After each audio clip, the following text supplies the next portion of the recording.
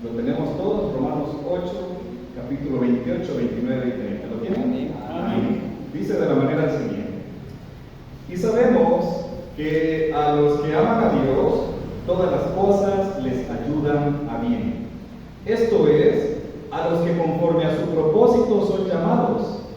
A los que antes conoció, también los predestinó, para que fuesen hechos conformes a la imagen de su Hijo, para que Él sea el primogénito entre muchos hermanos.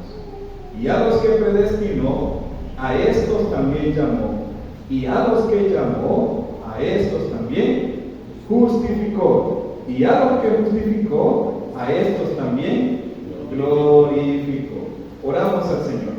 Padre, gracias le damos por la vida que nos da, por el privilegio que nos concede, Señor, de desarrollar esta reunión. Reunirnos en este día que es dedicado a usted, conocido también como el Día del Señor, porque todos sus hijos a nivel mundial nos reunimos este día, Señor, para consagrarlo a usted, para santificarlo a usted, Señor, y dedicar, Dios mío, la alabanza, la adoración y la exaltación solamente a usted, en reconocimiento de que usted es Rey de Reyes y Señor de Señores. Padre, gracias por la vida que nos ha concedido. Rogámosle que nos bendiga en este tiempo de predicación, que cada uno de nosotros seamos guiados por usted, Señor, a través de su santa palabra, guiado, Dios mío bendito, a lo que usted quiere que aprendamos en esta mañana, guiados hacia su camino, encarrilados cada vez más en el camino suyo, Señor. Padre, lo rogamos todo en el santo y bendito nombre de nuestro Señor y Salvador Jesucristo. Amén y amén. Pueden tomar sus asientos, queridos hermanos. Muy bien. Como Asociación Bautista del Salvador, quienes estamos por ahí en lo que es el liderazgo, el año pasado observamos una de tantas deficiencias en nuestra obra bautista, es el hecho de que hemos perdido de vista el llamado, hemos perdido de vista la visión, hemos perdido de vista qué somos nosotros como iglesia, cada uno de nosotros como creyentes. Cada uno de los creyentes en Cristo conformamos lo que es la iglesia. Y es que la palabra iglesia, que viene del latín eclesia, significa una reunión de llamados o llamados afuera. La palabra eclesia, que significa asamblea, y una asamblea es esa reunión de personas que están convocados para un propósito. Ahora, el apóstol Pablo, en este pasaje de Romanos 8:28, hace un recordatorio acerca de algo que debemos de saber. Y es que sabemos, dice el apóstol Pablo, que a los que aman a Dios, todas las cosas les ayudan ¿a qué? ¿Les ayudan a qué? A bien. Miren, tenemos un grave problema, y eso lo vamos a ver un poco al momento de la Santa Cena. Y es que una gran parte de los problemas que tenemos los cristianos, una gran parte, no todos, una gran parte es por el hecho de perdemos el rumbo, perdemos la brújula y se nos olvida el llamado con el cual fuimos llamados, valga la redundancia. Es decir, se nos olvida el propósito de cada uno, que cada uno de nosotros tiene al ser cristianos. Y de repente nos volvemos cristianos por costumbre, nos volvemos cristianos por tradición. Tenemos la mala costumbre, por decirlo así, de criticar a los católicos.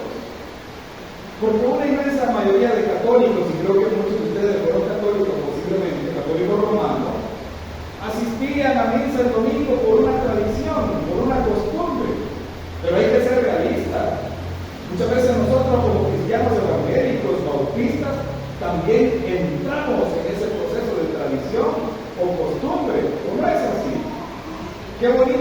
ver a nuestro hermano, lo felicito, está tiernito. Y qué bonita esa pasión. Y yo le cuento a veces a mis hermanos en la iglesia, cuando yo acepté a Cristo a la edad de 11 años, en una campaña evangelística allá en el parque de mi pueblo. Y yo recuerdo que cuando yo acepté a Cristo, yo me sentía tan alegre, tan gozoso. Y cuando regresé a la casa con mi mamá de aquella campaña, puse un cassette en la radio grabadora y comencé a escuchar la alabanza que me había impactado del ministerio de alabanza que había estado allí en la campaña. Y la alabanza se llamaba El Tren de la Vida. Y yo, gozoso, cantaba esa alabanza y sentía una emoción. Ahora, 30 y tantos años después, ¿cómo está mi vida?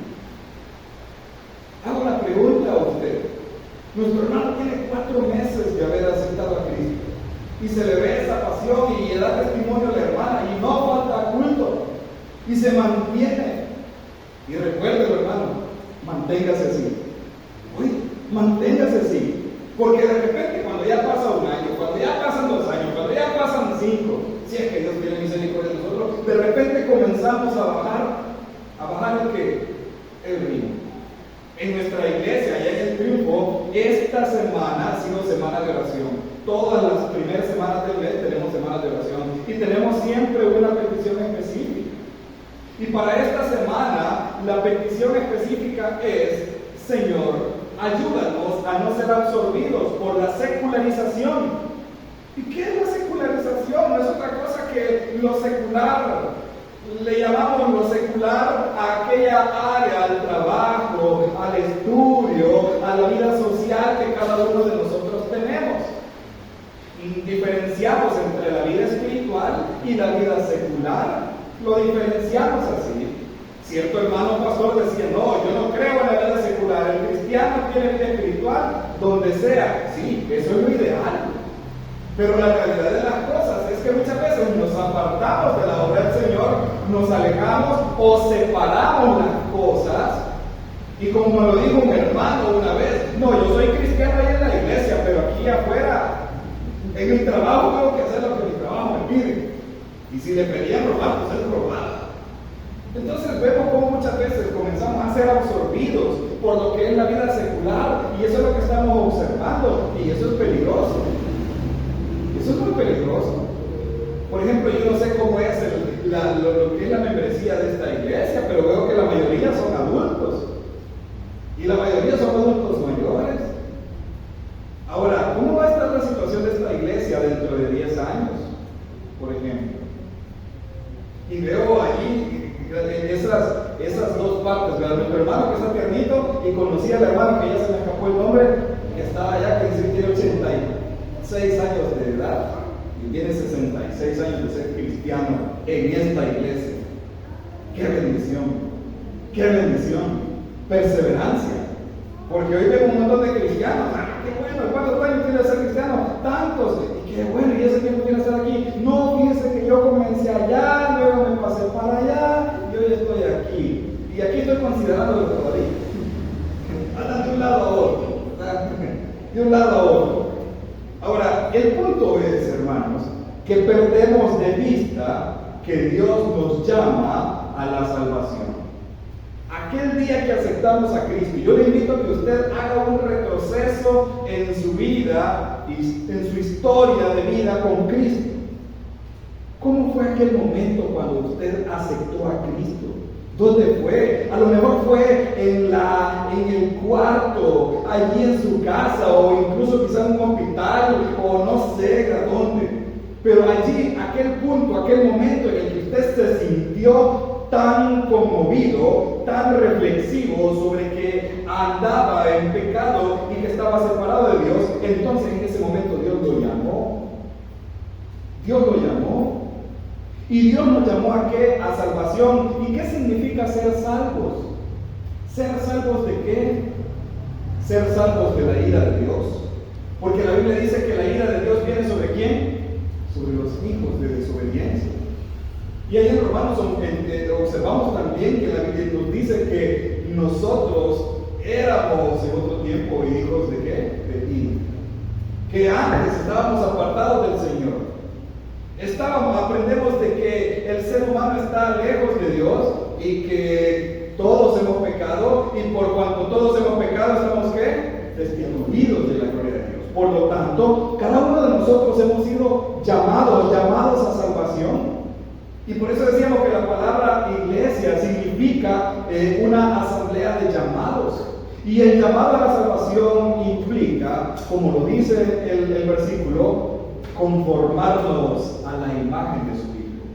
Observe, dice, y sabemos que a los que aman a Dios todas las cosas les ayudan a bien. Esto es, a los que conforme a su propósito son llamados. Si usted está aquí, si usted siente o ha sentido arrepentimiento en su corazón, es porque el Señor está tocando, es porque el Señor ha llamado en algún momento a usted. Dice el verso 29 que a los que antes conoció, también los predestinó para que fuesen hechos conformes a la imagen de su Hijo. ¿Y qué significa ser conformes a la imagen de su Hijo? Significa que la vida del creyente, a partir de aquel momento que aceptamos a Cristo, la vida del creyente debe de ir hacia arriba.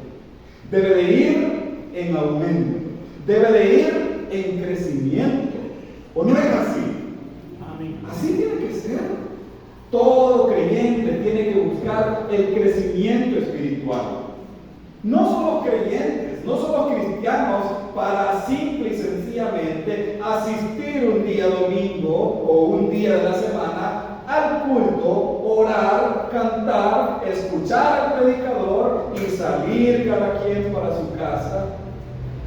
Y terminó ahí. Y vivimos un momento de religiosidad, pero luego todo el tiempo es secularidad, la vida secular. Los oficios en la casa, su trabajo en el campo, sus empleos, sus estudios, su vida social. Y mientras tanto Cristo, solamente aquel rato que estuvo en la iglesia. ¿Será eso lo que quiere el Señor? No, el verso nos está diciendo que porque a los que antes conoció, también los predestinó para que fuesen hechos conforme a la imagen de su Hijo. Dios ya nos conocía a todos. Y a quienes nos conoció, nos predestinó. ¿Y qué significa predestinar? Significa que nos destinó para ser creyentes desde antes. ¿Y nos destinó a qué? A conformarnos a la imagen. Y esa palabra conformarse, se la explico.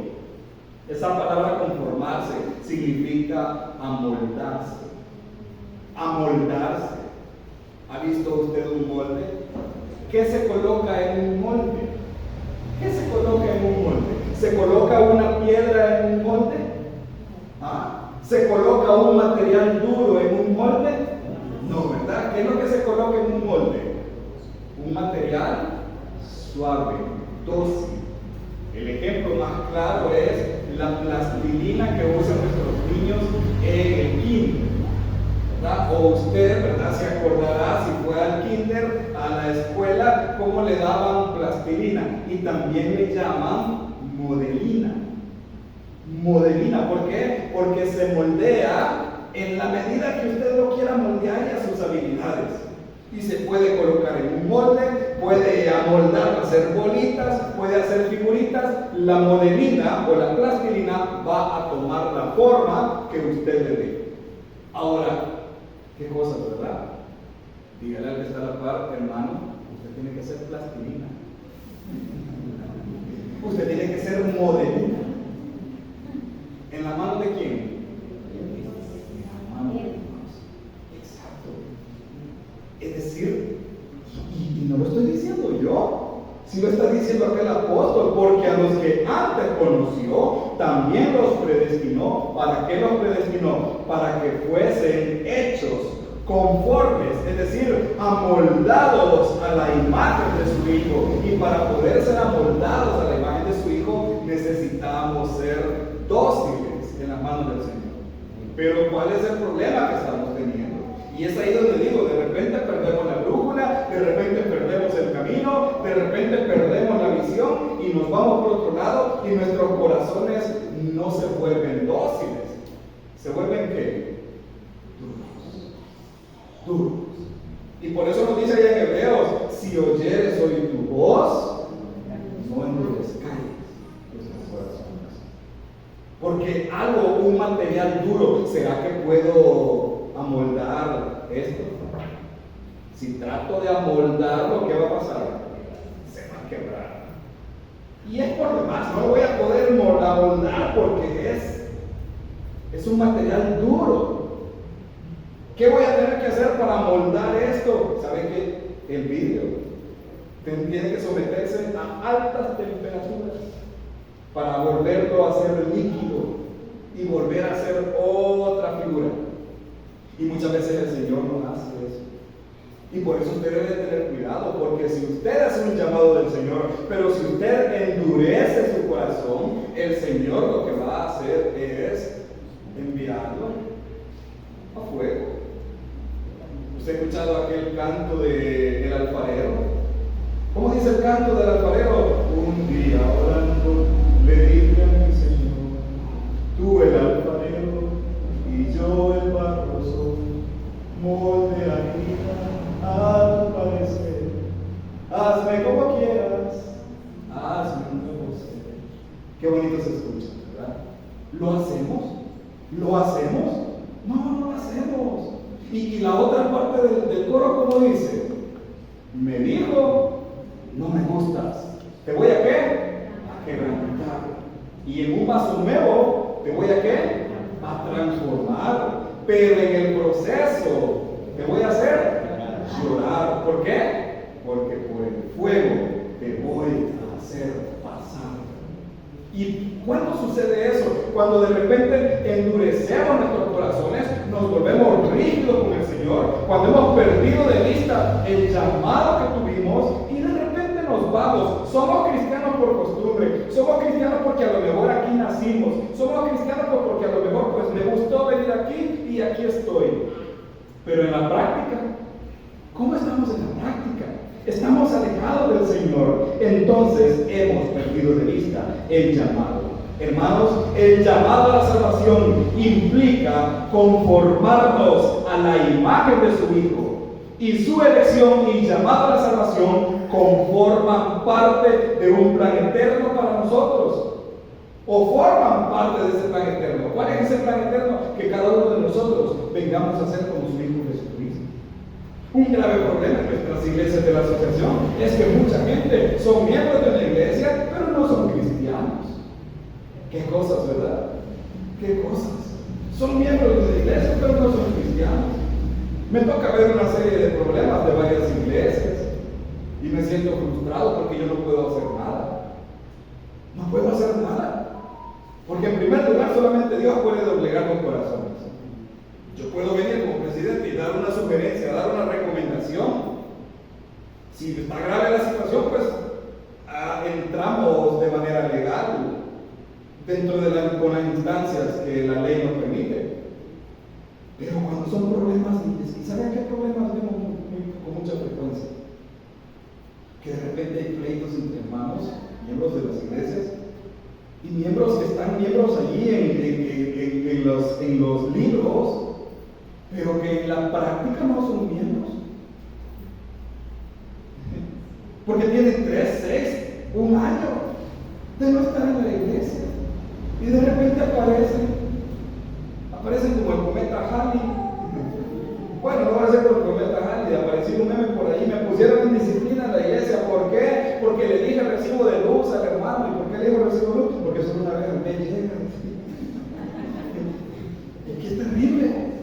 Sí, y perdóneme, cualquier parecido es pura coincidencia. En todas nuestras iglesias bautistas está sucediendo eso. ¿Y sabe cuál es el problema? Que el que llega ya al tiempo quiere llegar a imponer, quiere llegar como que si nada ha pasado.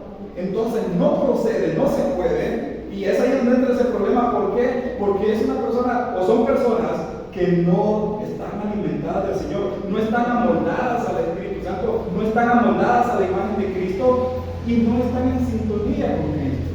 Y entonces ahí se dan todo ese montón de problemas. Uno de nuestros templos está cerrado desde hace 2 años. Y no porque no haya miembros, lo cerró la fiscalía. ¿Por qué? Porque hubieron pleitos entre ellos. Y los vecinos llamaron a la policía. Y la policía llega y encuentra a los miembros de nuestra iglesia. No adorando al Señor. No profiriendo palabras de alabanza al Señor. Insultándose unos a otros. Y cuando comienza uno a indagar y cuénteme cómo fue. Hace 10 años esta iglesia estaba así. No. ¿Y qué pasó? Oh, ¿qué pasó? Y de repente, y al final el meollo del asunto es el mismo. Perdieron el rumbo. Perdieron el rumbo. Ahora, hermanos y hermanas, no debemos, hermanos, de olvidar de que el Señor nos llama a una herencia en el cielo. ¿Sí? Dice el versículo, a los que predestinó, a esos también llamó, y a los que llamó, a esos también justificó, y a los que justificó, a esos también que glorificó. Y esa glorificación se va a dar el día que lleguemos a ¿dónde? Al cielo. Hermanos, después de ser salvos, cada uno de nosotros estamos llamados al crecimiento. Y ese es el problema que tenemos. Hermanos, esta es una enseñanza de, amonestación.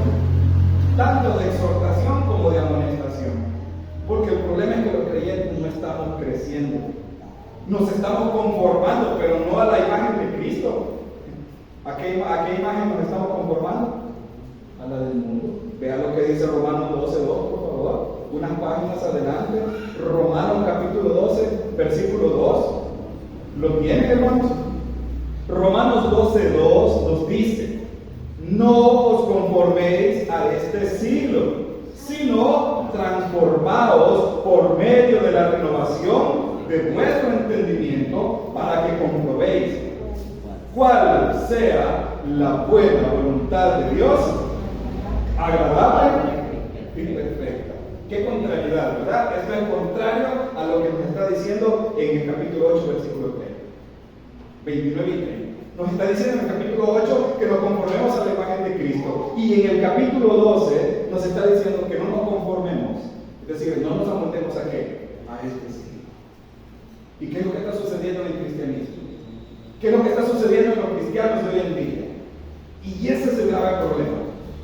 Ese es el grave problema. Que los creyentes en nuestras iglesias no nos estamos amoldando a la imagen de Cristo, sino que nos estamos amoldando a la imagen de ¿quién? Del mundo. ¿Sí? Del mundo. Estamos por ahí afanados queriendo crecer en nuestro negocio. Estamos por ahí afanados queriendo hacer crecer nuestro cultivo. Estamos por ahí afanados queriendo crecer en la vida profesional. Estamos por ahí afanados queriendo crecer en la vida social, queriendo incursionar en el mundo. Ahora, no está mal, porque de alguna manera en el mundo estamos, pero no haciendo las cosas del mundo. Y el problema es que de repente somos absorbidos. Y ese es el problema que estamos teniendo en las iglesias. Y lo digo por lo que veo yo en mi iglesia, por lo que estamos sufriendo en nuestra iglesia. Hermano, vamos a tener reunión. Fíjense que no puedo porque tengo que llevar al chucho al veterinario.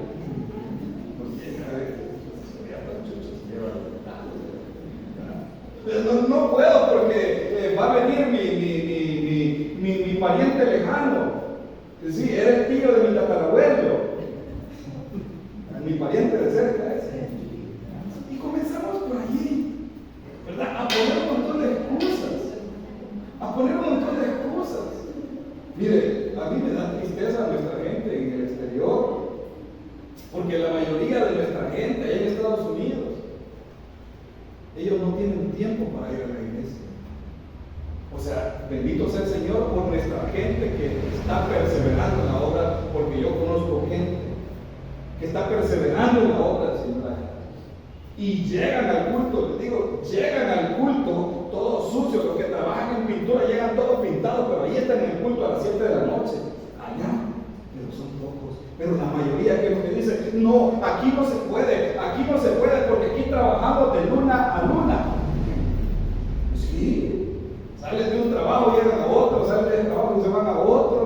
ser visto. Bueno, pues, no hay tiempo para la vida espiritual. ¿Y sabe cuál es el problema? Que de repente el tiempo pasó y cuando acordaron, ya están cerca de la muerte y nunca tuvieron tiempo para cultivar el alma. Estimados hermanos, después de la salvación, cada uno de nosotros estamos llamados a crecer en la virtud cristiana y a servir a Dios con buenas obras. Nosotros como cristianos evangélicos y específicamente como bautistas, estamos conscientes de lo que dice Efesios 2, 8, 9 y 10, que por gracia somos salvos por medio de la fe. ¿Sí? Y esto no es un don de vosotros, sino que es un don de Dios. No por obras, para que nadie se gloríe. ¿Qué quiere decir que no por obras? ¿Sabe qué quiere decir no por obras? Bueno, a una ancianita se le preguntó, hermana, ¿cuánto tiempo tiene de ser usted cristiana? Y la ancianita dijo, 20 años tengo de ser cristiana. 20 años tengo de estar trabajando por esta salvación, decía la ancianita. Hermanos, por la salvación no se puede trabajar, porque ni toda la vida le va a alcanzar. Y aunque viva 3, 4 veces, no le va a alcanzar esas 4 vidas para pagar la salvación. Porque la salvación solamente la pudo pagar ¿quién? Jesucristo en la cruz del Calvario. Y por eso es que Efesios 2, 8, 9 y 10 nos dice que por gracia somos salvos. Y esa palabra gracia, ¿qué significa? Regalo inmerecido. No lo merecíamos. No podemos ganarlo. La salvación no es ganada. La salvación es un regalo de parte de Dios. Y dice que no por obras, ¿para qué? Para que nadie se gloríe. Cierta vez mi tío fue a la embajada a solicitar la visa y llevaba por allí su libreta con los ahorros. Y el gringo le pregunta, ¿y este dinero de dónde salió? Y mi tío le contesta, mire, le dijo, eso así. ¿Qué significa? Del sudor de mi frente. Les pregunto, ¿podemos decir eso respecto a la salvación? Nunca. Porque no nos costó a nosotros el sudor de la frente. Nosotros no podemos trabajar por la salvación, pero sí debemos poner a trabajar nuestra salvación. Si usted es salvo, usted va a trabajar no por ganarse la salvación, sino en agradecimiento de que usted es ¿qué? Salvo. Observemos lo que nos dice el apóstol Pedro. Segunda epístola del apóstol Pedro, capítulo 1, versículos 5 al 10. Segunda de Pedro, capítulo 1, versículos 5 y 10. ¿Lo tienen, hermanos? Segunda de Pedro, capítulo 1, versículos 5 al 10. ¿Lo tienen? Pónganle mucha atención, por favor. Dice, vosotros también, poniendo toda diligencia, por esto mismo, añadir a vuestra fe virtud. Leámoslo todo, por favor. A la virtud, conocimiento. Al conocimiento, dominio propio.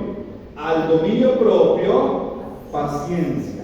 A la paciencia, piedad. Y a la piedad, afecto fraternal. Y al afecto fraternal, amor.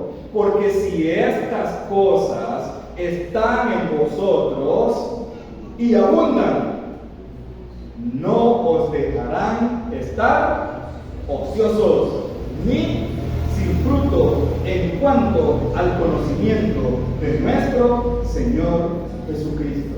¿Qué es lo que está diciendo? Ya no el apóstol Pablo, sino el apóstol Pedro. ¿Qué está diciendo? Mire, sea diligente. Sea diligente. Dígale que está a la par. Sea diligente. Dígaselo, por favor. Sea diligente. ¿Y sabe qué significa ser diligente? ¿Sí? ¿Sabe qué significa? Ser diligente significa hacer lo que tiene que hacer, cuando lo tiene que hacer, donde lo tiene que hacer y cómo lo tiene que hacer. Contrario a lo negligente. ¿Sí? ¿Qué es la negligencia? La negligencia es no hacer lo que tenemos que hacer, cuándo tenemos que hacerlo, dónde tenemos que hacerlo y cómo tenemos que hacerlo. De ahí surge aquella famosa frase que escuchamos en la televisión, en las noticias. Hubo un caso de negligencia médica. ¿Ya han escuchado eso, verdad? ¿Sí? Iba porque se le había podrido el pie izquierdo y los doctores le cortaron el pie derecho. Iba al dentista porque la muela izquierda la tenía bien picada y le sacó la cordal derecha. Y la picada ahí quedó. ¿Cómo se le llama eso? Negligencia médica. ¿Por qué? Porque no hizo lo que tenía que hacer, cuándo tenía que hacerlo, dónde tenía que hacerlo, ni cómo tenía que hacerlo. Ahora, el apóstol Pedro está diciendo que ustedes y yo, como cristianos, debemos de poner, ¿qué dice? Toda diligencia. Verso 5, oígase, vosotros también poniendo toda diligencia. ¿Y por qué digo que esto es para nosotros? Bueno, porque la epístola del apóstol Pedro es una epístola universal, que quiere decir para todos los creyentes. Por eso es importante que usted sea diligente en lo que tiene que hacer. ¿Qué tiene que hacer usted como cristiano? Orar. Como cristiano tiene que leer. Como cristiano tiene que congregarse. Como cristiano tiene que predicar o evangelizar. Como cristiano tiene que honrar a Dios con sus bienes y con su vida. Eso es ser diligente. Una hermana allá en la iglesia que tiene algunos meses también, mire, ella no falta a los cultos. Ya es madre de familia, ya es adulta, pero ahí está en el culto de jóvenes, ahí está.